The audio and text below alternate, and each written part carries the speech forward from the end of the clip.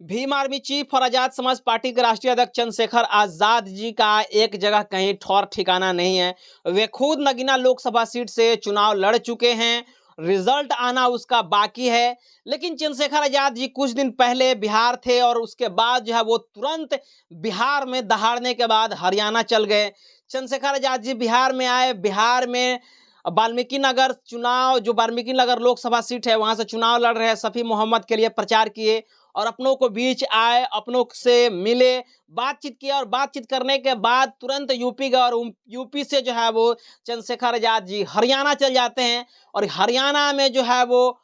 कमल जो है वो हरियाणा में कमल वाड्रा जो चुनाव लड़ रहे हैं उनके लिए वहां पे प्रचार प्रसार करने के लिए पहुंच गए। दोस्तों चंद्रशेखर आजाद जी कितने हार्ड वर्किंग मैन है, कितने मेहनत करते हैं, इन सारे मीडिया रिपोर्ट्स और ये दावों से आप समझ सकते हैं कि चंद्रशेखर आजाद जी एक दिन पहले यूपी रहते हैं, उसके बाद बिहार आते हैं, बिहार में अपनों से मिलते हैं, यहाँ पे दहाड़ते हैं, दहाड़ने के बाद फौरन जो है वो हरियाणा में चल जाते हैं, क्योंकि चंद्रशेखर आजाद जी की पार्टी जो है वो अब धीरे धीरे बढ़ रही है, धीरे धीरे बड़ा हो रही है। और चंद्रशेखर आजाद जी की पार्टी जैसे जैसे बड़ा हो रही है तैसे तैसे वे सारे देश भर में लोकसभा सीटों का विस्तार कर रहे हैं और अपने पार्टी के बैनर तले चुनाव लड़ा रहे हैं। दोस्तों ताजा मामला ये है कि वहां से भी चंद्रशेखर आजाद जी की पार्टी यानी जो है वो हरियाणा से भी चंद्रशेखर आजाद जी की पार्टी चुनाव लड़ रही है और वहां पर भी चंद्रशेखर आजाद जी प्रचार प्रसार करने के लिए चले जाते हैं। ट्विटर पर जो है एक्स पर क्या लिख रहे हैं चंद्रशेखर आजाद जी, मैं आपको पढ़ के सुना रहा हूं कि आखिर क्यों वे हरियाणा जाते हैं।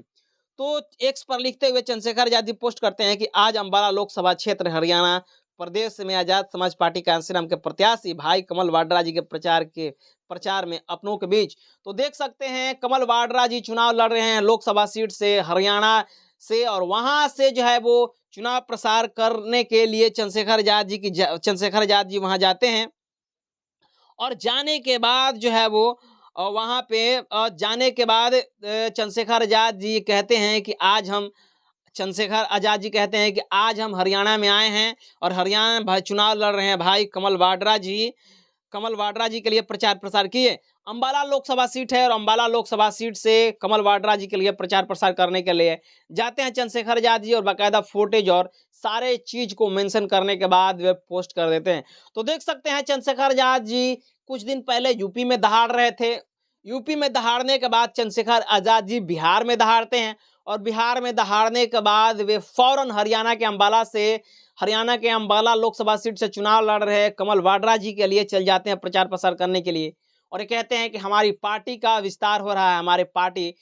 अब जो है वो बड़ा हो रहा है और बड़ा होने के साथ साथ इसलिए बड़ा हो रहा है क्योंकि बहुजन समाज के लोगों का ये विश्वास हो रहा है कि अब मात्र बहुजनों का एक पार्टी है, वो है आजाद समाज पार्टी, जिसको लेकर के चंद्रशेखर आजाद जी रात दिन मेहनत कर रहे हैं, उनके कार्यकर्ता मेहनत कर रहे हैं। और जिस प्रकार से चंद्रशेखर आजाद जी को मेंडरम मिल रहा है, जिस प्रकार चंद्रशेखर आजाद जी को साथ मिल रहा है, उस चीज को लेकर के चंद्रशेखर आजाद जी अच्छे खासे से भुना रहे हैं और अपने को बीच जा रहे हैं, बातचीत कर रहे हैं और लोगों से संपर्क सूत्र साध रहे हैं और पार्टी का विस्तार कर रहे हैं। लोकसभा सीट चंद सीटों पर चुनाव लड़ा रहे हैं इसलिए क्योंकि संविधान बचाने की लड़ाई है और संविधान बचाने की लड़ाई में इंडिया गठबंधन का यह दावा है कि हम संविधान को बचाने की बात कर रहे हैं। इसलिए चंद्रशेखर आजाद जी का यह दावा है, ये सोच है कि हम कुछ अभी चंद सीटों पर चुनाव लड़ेंगे, नहीं तो पूरा सीट पर अगर चुनाव लड़ेंगे तो लोगों का ये कहना शुरू हो जाएगा कि हम जो है वो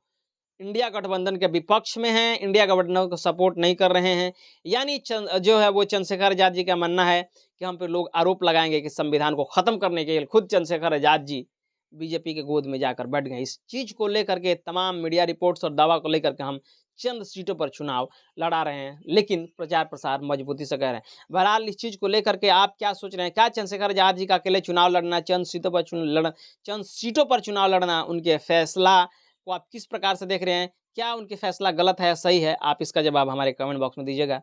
और चैनल पर पहली बार आए हैं तो चैनल को सब्सक्राइब करें, वीडियो को लाइक करें, शेयर करें। पेज पर देख रहे हैं तो पेज को भी लाइक और फॉलो जरूर कर लीजिएगा। मिलते हैं अगले खबरों के साथ, तब तक बहुत बहुत धन्यवाद। Thank you.